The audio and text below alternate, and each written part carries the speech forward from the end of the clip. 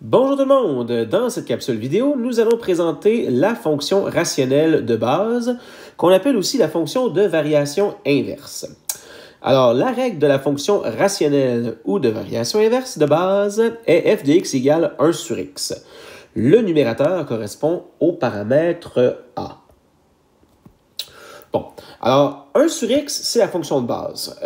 Quand on dit que le numérateur correspond au paramètre a, dans le fond, c'est assez facile à comprendre parce que si on fait intervenir un premier paramètre a dans la règle 1 sur x, évidemment, ça devient le coefficient. Autrement dit, on multiplie la fraction 1 sur x par a. Et par multiplication de fraction, tout simplement, ça devient a sur x.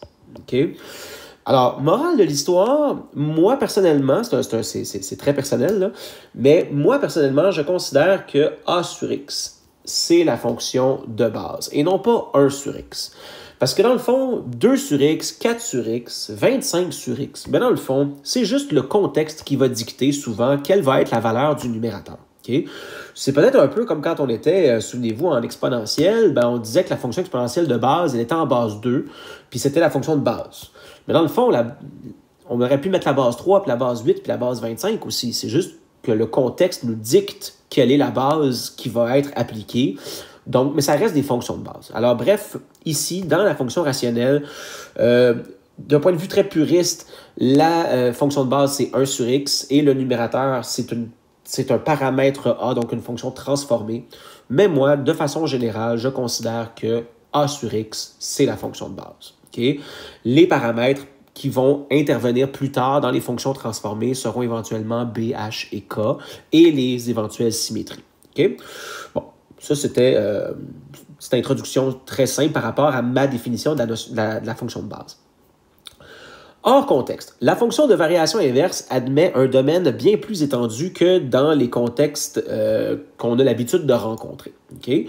En physique, etc., souvent, vous travaillez avec les fonctions de variation inverse, mais avec seulement une partie de la fonction de variation inverse. On va voir, dans le fond, que c'est beaucoup plus étendu que c'est beaucoup plus étendu que ce qu'on a l'habitude de croire. Alors, traçons le graphique de la fonction f de x égale 24 sur x. Pourquoi j'ai choisi 24? Ben, c'est parce que 24 a plusieurs facteurs et donc plusieurs diviseurs finalement.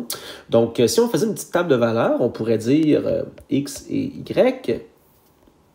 Alors, on pourrait dire, bien entendu, que l'abscisse 0 ne pourrait pas engendrer d'image, parce qu'on ne peut pas diviser 24 par 0. Alors, évidemment, y va être non défini vis-à-vis 0. Et là, on pourrait y aller avec des valeurs assez naturelles. 1, donc le quotient serait 24. 2, le quotient serait 12. Et ainsi de suite. On pourrait en nommer quelques-uns. Puis ça va être intéressant d'en nommer quelques-uns pour être capable de comprendre un élément fort important de cette fonction-là. 24 divisé par 3, ça fait 8. 24 divisé par 4, ça fait 6. Et là, les couples s'inversent. C'est-à-dire 24 divisé par 6, ça fait 4. Divisé par 8, ça fait 3. Par 12, ça fait 2. Et par... Là, je suis un petit peu dans le coin. Je ne sais pas si je peux juste tasser ça un petit peu comme ça. Je vais tricher. Et 24 divisé par 24, ça fait 1. Donc, on voit qu'il y a comme inversion des couples. 1, 24, 2, 12, et après ça, 12, 2, 24, 1, et ainsi de suite.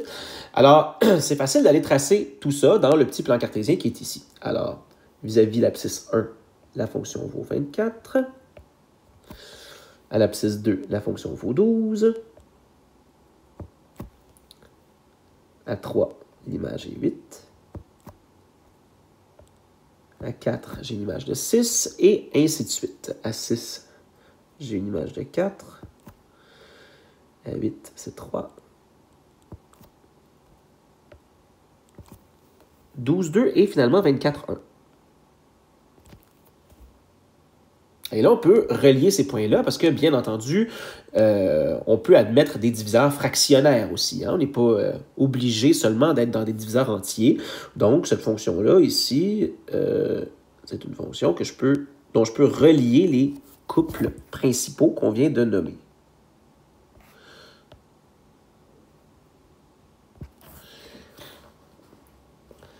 Alors ça, c'est le graphique de ce qu'on a l'habitude de voir quand on est en sciences, c'est-à-dire avec des valeurs positives d'abscisse, etc. C'est une fonction qui semble être décroissante, etc. Bon. D'abord, notons d'abord une chose. On voit ici, on a parlé du fait que x ne peut pas valoir 0. Effectivement, on ne peut pas diviser 24 par 0. Ce n'est pas défini dans les réels. Donc, il n'y aura pas ici de points sur l'axe des ordonnées. Et inversement, il n'y aura pas non plus de points sur l'axe des abscisses. Okay? Donc, autrement dit, l'axe des abscisses ne sera intercepté nulle part par la courbe, et c'est tout à fait normal parce qu'on ne peut pas diviser 24 par un nombre tel que le quotient donne 0. Hein? Autrement dit, 24 sur x ne vaudra jamais 0, c'est impossible. Okay? Donc, autrement dit, la fonction possède ni 0, ni ordonnée à l'origine. Donc, ni abscisse à l'origine, ni ordonnée à l'origine. Ce qui veut dire que les axes seront des asymptotes. C'est-à-dire que la courbe va s'en approcher dangereusement, mais sans jamais les toucher ou les intercepter. Bon, ceci étant dit, tantôt je disais que, hors contexte, la fonction de variation inverse admet un domaine beaucoup plus étendu que ce qu'on a l'habitude de rencontrer en sciences ou dans des situations contextualisées. Parce qu'effectivement, là, je me suis concentré à diviser 24 par des valeurs positives, mais j'aurais pu diviser aussi 24 par des nombres négatifs. Hein? X pourrait aussi admettre des valeurs négatives, et à ce moment-là, ça fait juste changer le signe de tous ces couples-là. Donc, autrement dit, si je divise 24 par moins 1, bien évidemment, le quotient est moins 24, donc j'ai un point à moins 1, moins 24, et ainsi de suite. Donc, divisé par moins 2, ça fait moins 12. Divisé par moins 3, ça fait bien moins 8. 24 divisé par moins 4, ça fait moins 6. Donc là, vous comprenez que je ne... j'écrirai pas ces couples-là dans une table de valeurs. Je ne trouve pas que c'est vraiment pertinent de le faire. On est capable de faire cet exercice-là de calcul mental assez simplement. Là. 24 divisé par moins 8, ça fait moins 3. Divisé par moins 12, ça fait moins 2. Et par moins 24, ça fait moins 1. J'ai un point ici. Et à ce moment-là, on voit qu'on a toute une deuxième partie de cette fonction-là qui, dans un contexte, est peut-être moins fréquemment exploitée, mais qui, d'un point de vue purement théorique, existe de façon tout à fait légitime. Alors, ça a l'air à peu près de ceci.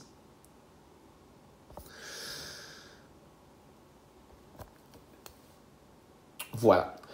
Alors, ce qu'il faut comprendre de ça, c'est que ceci, c'est une seule et même fonction. Okay?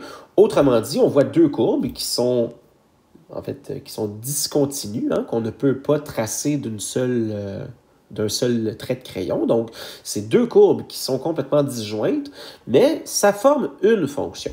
Okay? Alors, cette fonction-là, on va le définir tantôt. En fait, on va le dire ici en bas tout de suite, là où est-ce que les petits éléments d'observation.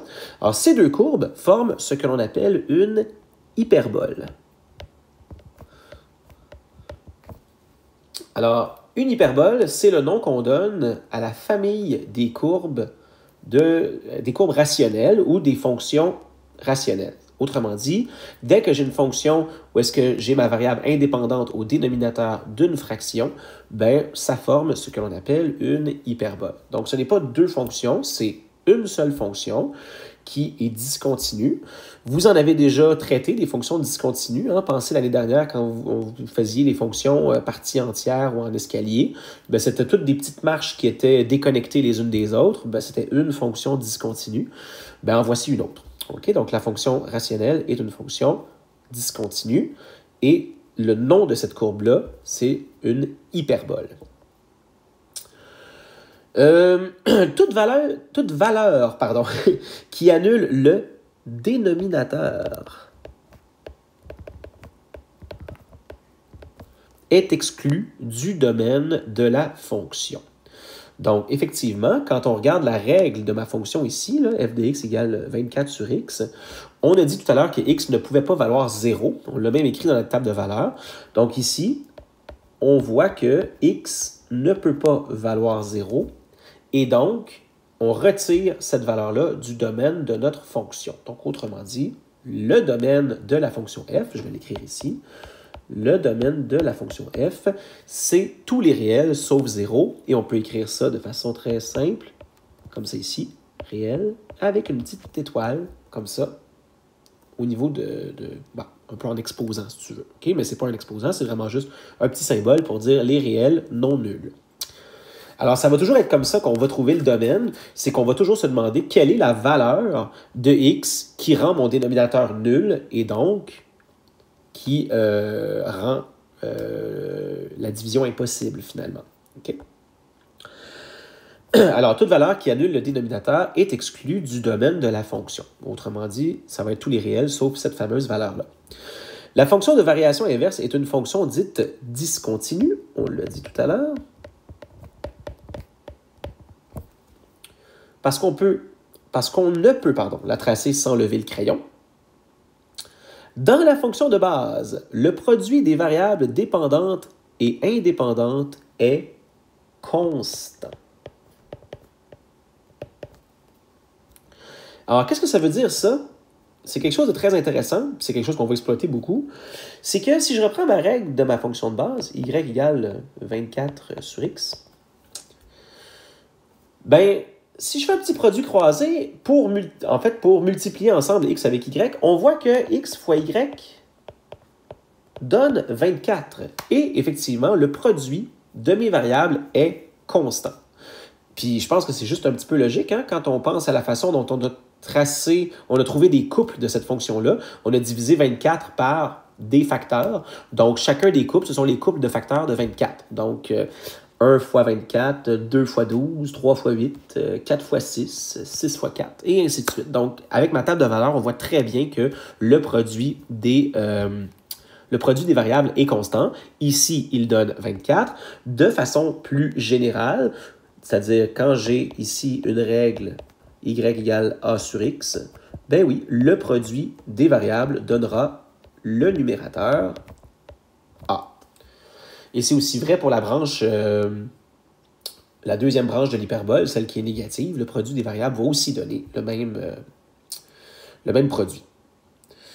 Les droites d'équation x égale 0 et y égale 0 sont appelées des asymptotes de la fonction de base. Et remarquez que j'ai souligné ou j'ai mis en caractère gras le mot rationnel de base, parce qu'éventuellement, lorsqu'on va faire des translations dans le plan, ben, ce ne seront plus les axes qui seront les asymptotes. Les asymptotes seront ailleurs. Alors ici, mes asymptotes, si je les